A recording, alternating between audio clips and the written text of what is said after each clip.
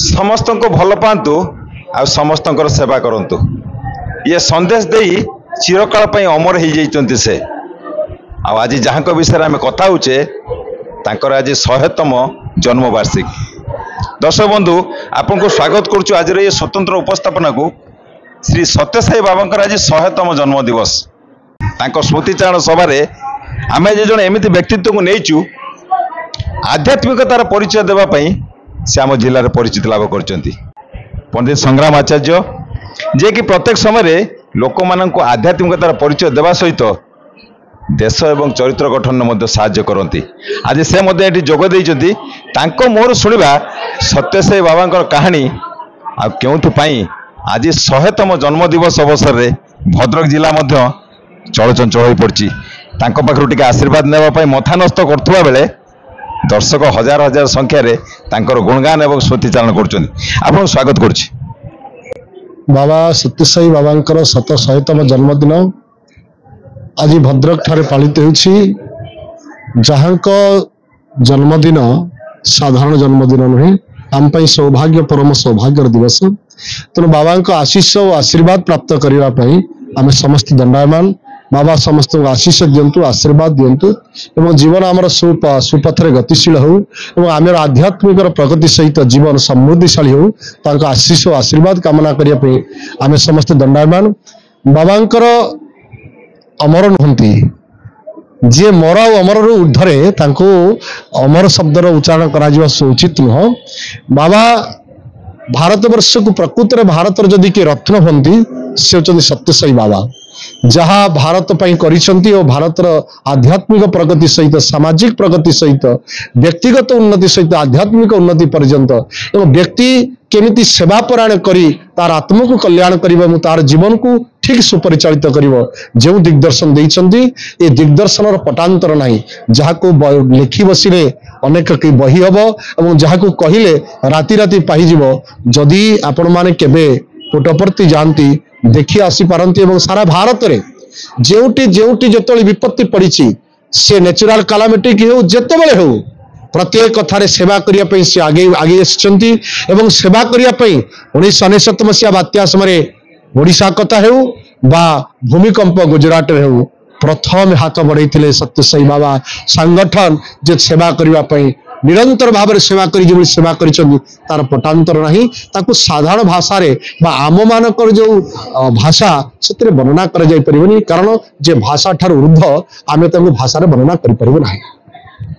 सबठार ऊर्ध्वर से तांकर नीतिबाणी आ तांकर चरित्र गठन रे जो संदेश रही ताहा जदि समस्ते नित्य दैनंदिन जीवन रे ग्रहण करिवे ताहले निश्चित भाव सुफल मिलवा संगे संगे सफलता मध्य मिलिबो। जड़े भक्त अच्छा जे कि से सेवा कार्य को आग को बढ़ाऊँच जड़े डाक्तर हिसाब से सुख्याति रही भक्त हिसाब से जी सुख्याति सेवा कर निपुणता रखते से आ से भक्ति भाव में बाबा पाखे नतमस्तक है बेले जो लोक सेवा करने शक्ति और बल मिले मोर शुणा आप स्वागत कर परिचय रखु।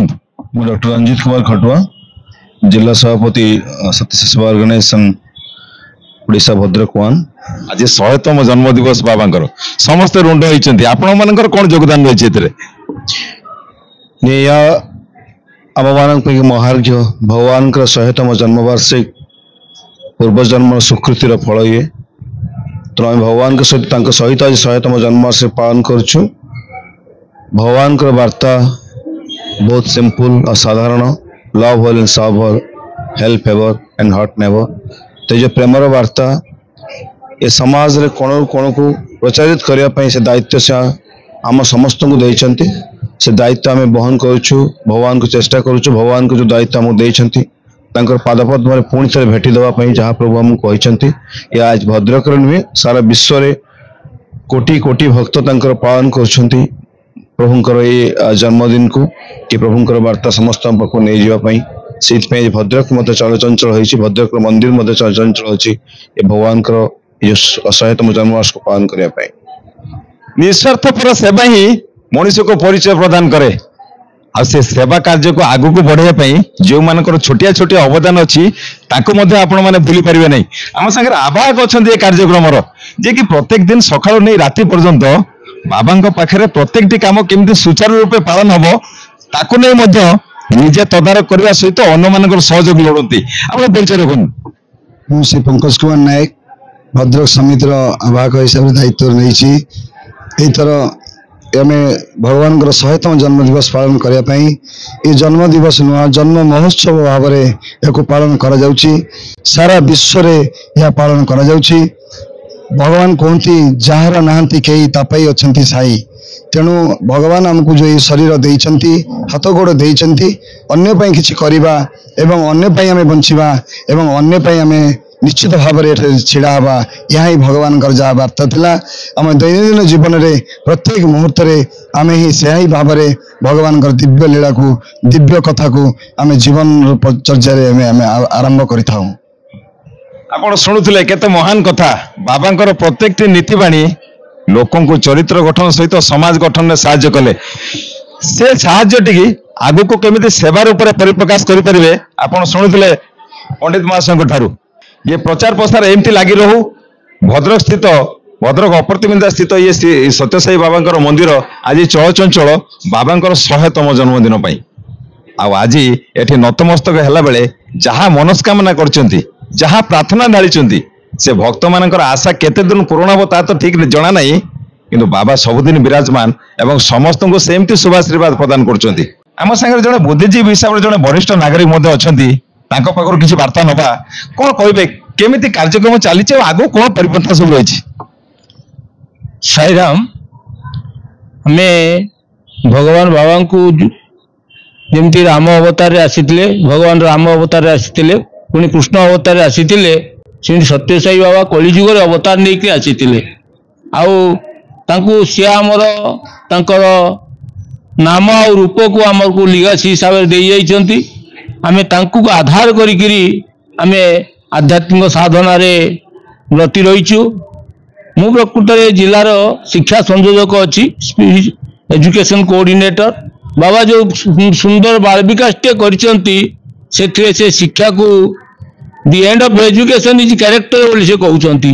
ଆଉ ଶିକ୍ଷା ଜୀବିକା ପାଇଁ ନୁହେଁ, ଜୀବନ ପାଇଁ। ତେଣୁକରି ତାଙ୍କର ଯେଉଁ ବାଳ ବିକାଶ ଶିକ୍ଷା ଛୋଟ ପିଲାମାନଙ୍କୁ ଯେଉଁ ସଂସ୍କାର ପ୍ରଦାନ କରୁଛି ଆଉ ତାଙ୍କୁ ଦିନେ ଆଦର୍ଶ ମଣିଷ ହିସାବରେ ଗଢ଼ି ତୋଳିବ, ଏଥିରେ ଦ୍ୱିମତ ହେବାର ନାହିଁ। ତେଣୁକରି ଭଗବାନଙ୍କର ଏଇ ଯେଉଁ ବାଳ ବିକାଶ ସେ ଆମକୁ ଦେଇଯାଇଛନ୍ତି, ତାଙ୍କର ଅନବଦ୍ୟ ଦାନ।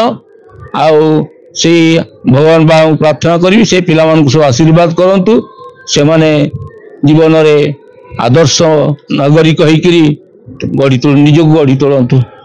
ବାବାଙ୍କର ପ୍ରତ୍ୟେକଟି କଥା ଆପଣମାନଙ୍କ ଜୀବନକୁ ଆଦର୍ଶରେ ପରିପୂର୍ଣ୍ଣ କରିବ। ଆମେ ଆଶା ରଖୁଛୁ ଆଜିର ଏହି ଉପସ୍ଥାପନା ଆଉ ବାବାଙ୍କର 100ତମ ଜନ୍ମତିଥି ହୁଏତ ଆପଣ ଏଇ ଜାଗାରେ ପାଦ ପକେଇ ନ ଥାଇପାରନ୍ତି କୌଣସି କାରଣରୁ, ଆମ ଚ୍ୟାନେଲ ମାଧ୍ୟମରେ ଦୂରରେ ଥାଇ ମଧ୍ୟ ଆପଣ ବାବାଙ୍କର ଆଶୀର୍ବାଦ ଲୋଡ଼ନ୍ତୁ। ଆମେ ନିଶ୍ଚିତ ଭାବେ ଆଶାବାଦୀ ଯେ ଆପଣଙ୍କ ମନସ୍କାମନା ପୂର୍ଣ୍ଣ ହେବା ସଙ୍ଗେ ସଙ୍ଗେ ସେ ଶୁଭ ଆଶୀର୍ବାଦ ଟିକକ ମଧ୍ୟ ମିଳିବ। ଭଦ୍ରକ ସତ୍ୟସାଇ ମନ୍ଦିରରୁ ପ୍ରଭାତ ବିଜୟ, ଆର୍ସିଏନ୍ ଓଡ଼ିଆ।